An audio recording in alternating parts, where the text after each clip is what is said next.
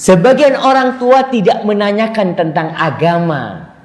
Ketika ada seorang lelaki yang tampan datang, Masya Allah, dengan mobil yang tipis, yang kursinya cuma 2 di depan, Masya Allah. Langsung pertanyaannya orang tua, kapan rencana lamarannya? Nggak ada pertanyaan macam-macam. Padahal dunia ini fitnah. Orang-orang sombong karena kekayaan mereka. Mereka jadi sombong. Dengan duit, sebagian merendahkan orang lain. Makanya tidak sedikit wanita yang akhirnya seperti budak karena suaminya kaya raya. Dia tidak dihargai. Maka seharusnya engkau tanya, kalau ada orang meminang, ya tanya alhamdulillah. Jangan ditanya gajinya berapa. Masalah gaji terakhir nanti. Apa pertanyaan pertama? Ya ma, kira-kira pertanyaan pertama, Masya Allah, udah berapa juz hafalannya? Aduh, juz yang mana? Nah, itu yang seharusnya ditanyakan. Karena perhatian seseorang kepada Al-Quran, ini sebagai bukti kalau dia perhatian kepada agamanya. Kalau orang perhatian sama Quran, insya Allah sholat. Jadi sholat ini insya Allah dia sudah laksanakan. Alhamdulillah saya hafal ya juz 30. Ini sebuah kemuliaan jemaah. Karena ibu-ibu coba tanya sama suaminya sekarang nih, yang sudah menikah punya anak, tanya sama suaminya, Mas, waktu saya nikah sama sampean, Mas, sampean hafal berapa juz? Ya dari waktu itu sampai sekarang tetap nggak ada tambahan. Jadi dari menikah yang hafalannya cuma 5 surat sampai sekarang tetap 5 surat. Banyak seperti itu. Maka berarti wanita, gimana suamimu akan membawamu ke surga? Sedangkan salah satu buku panduan masuk surga tidak dibaca. Buku panduan masuk surga apa? Al-Quranul Karim. Maka dinahu, agamanya ini salah satunya kita tanyakan masalah bagaimana dia dengan Al-Quranul Karim. Apabila dia mengatakan, anak terus terang saya kalau hafalan sedikit, tapi alhamdulillah tiap hari saya baca 1 juz. Alhamdulillah, ini tanda-tanda orang yang baik. Kalau antum takut dia tidak jujur, maka tanya sama orang lain. Demi surga Allah Subhanahu wa taala. Baik, yang kedua, akhlaknya. Karena yang paling berat di timbangan pada hari kiamat itu apa? Sedekah, salat, zakat, puasa, haji. Kata Nabi sallallahu alaihi wasallam, "Athqalu ma fil mizan husnul khuluq." Yang paling berat di timbangan pada hari kiamat itu adalah akhlak yang mulia.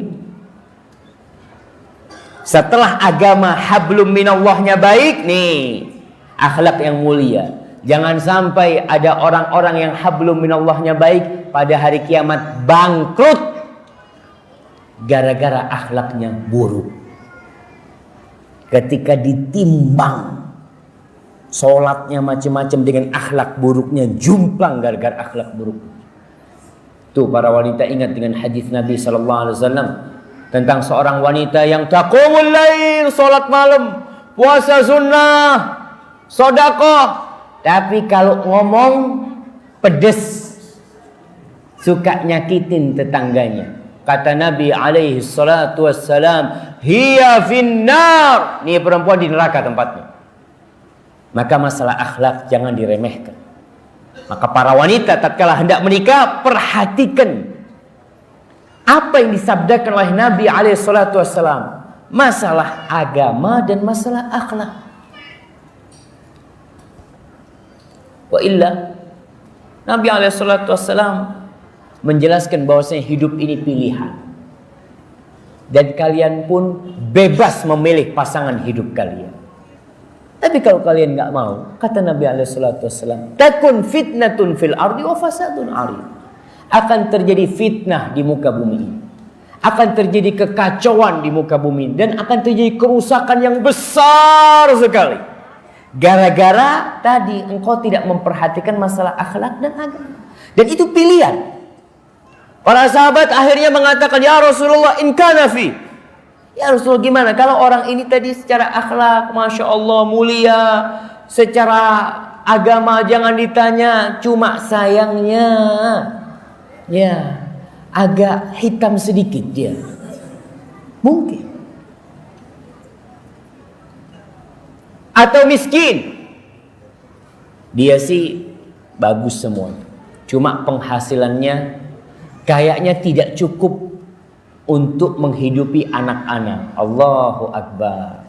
Allah berpesan, iyakunu fuqara yunihumullah min fadli. Kalau mereka orang yang fakir, mereka orang yang tidak mampu, Allah yang akan mencukupi mereka. Allah, bukan mertuanya, bukan presiden, bukan gubernur, tapi Allah yang akan mencukupinya.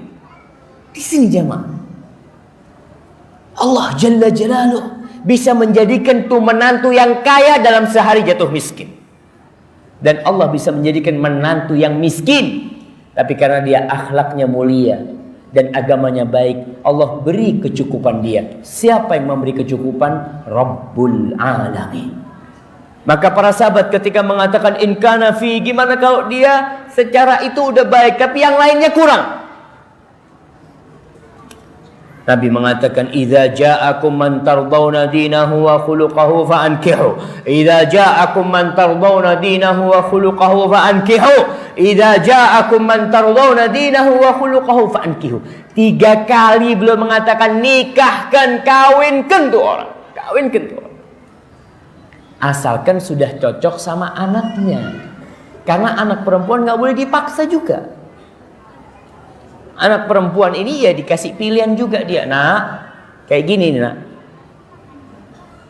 Banyak wanita sekarang ya kesian ya dengan hubungan bebas sekarang. Dengan adanya medsos.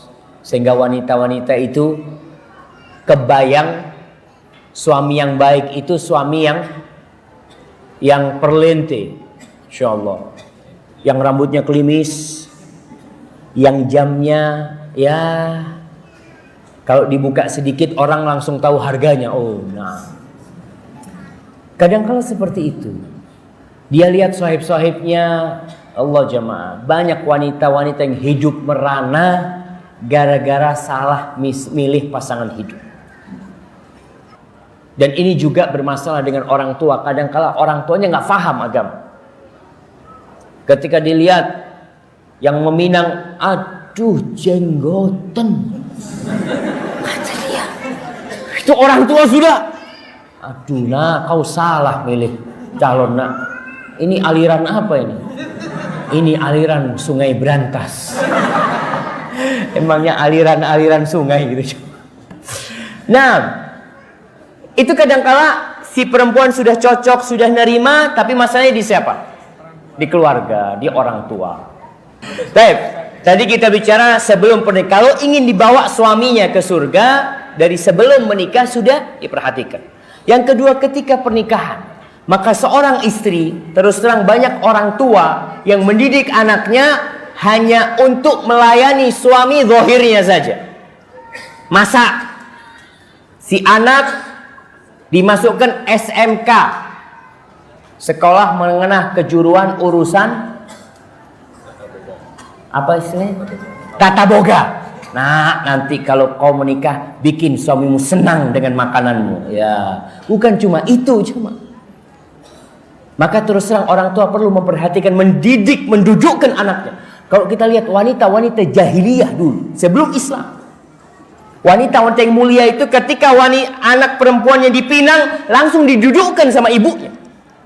Dijelaskan bagaimana dia menjadi seorang istri. Nah, jangan sampai suamimu kelaparan di rumah. Jangan sampai suamimu mencium aroma yang tidak baik. Jangan sampai semua melihat engkau dalam kondisi yang buruk. Jangan sampai dikasih nasihat semuanya. Sampai katakan, nak, jadilah engkau budak untuk dia. Ini ibu ngajarin anaknya. Jadilah engkau budak untuk suamimu. Suamimu akan jadi budak buat engkau. Dan dia akan menjadikan engkau jadi ratu buat dia. Ini di masa jahiliyah. Orang tua perlu menanamkan hal itu. Karena banyak wanita-wanita yang tidak siap. Seakan-akan dia itu enak banget, anak seakan-akan diperbudak. Suaminya ngomong, istriku minta air, ambil sendiri. Karena dia merasa enak banget, anak sebelum menikah bebas, anak disuruh-suruh sekarang. Akhirnya banyak terjadi perceraian. Karena si perempuan gak siap dengan ikatan pernikahan. Maka harus belajar apa hak-hak suami, apa kewajiban-kewajiban dia sebagai seorang istri. Anda tidak akan berbicara dengan bapak-bapak, Anda bicara sama ibu-ibu. Khususnya ibu-ibu, tolong didudukkan anak. Dan ajarkan kepada anaknya, sabar nak. Wanita kadang berpikir pernikahan itu semuanya manis. Iya, awalnya doang. Setelah itu akan banyak tanggung jawab. Akan ada gesekan antara suami istri. Kuncinya apa? Sabar. Sabar nak, ibumu dulu sama bapakmu juga sering ribut. Tapi ibu selalu ngalah. Tapi ada ibu-ibu yang mengatakan kepada anak, nak kau jangan mau diatur sama suamimu. Jangan mau. Kau itu harus jadi seperti ibu. Tuh bapakmu sama ibu dipanggil nurut. Masya Allah. Jadi rusak rumah tangga ini. Maka ini kalau ingin dibawa, tolong diajarin anak-anaknya itu. Tentang pelajaran menjadi seorang istri. Bagaimana di dalam Islam istri yang baik, istri yang mulia, dan saling mengingatkan. Tidak ada yang sempurna. Suami-suami itu banyak kekurangan. Dan istri juga memiliki kekurangan. Tatkala melihat kekurangan itu, jangan ditebarkan keluar rumah. Cukup engkau yang tahu. Kalau engkau mau cari solusi, datang ke orang yang alim. Dan ini jemaah, para wanita ya, kalau punya masalah sama suaminya, jangan curhat sama ibunya, tapi curhat sama mertuanya. Ibu-ibu dengar? Ibu-ibu? Nah, curhat sama mertuanya. Kenapa? Karena kalau dia curhat sama ibunya, ibunya ini sangat pengasih sama dia.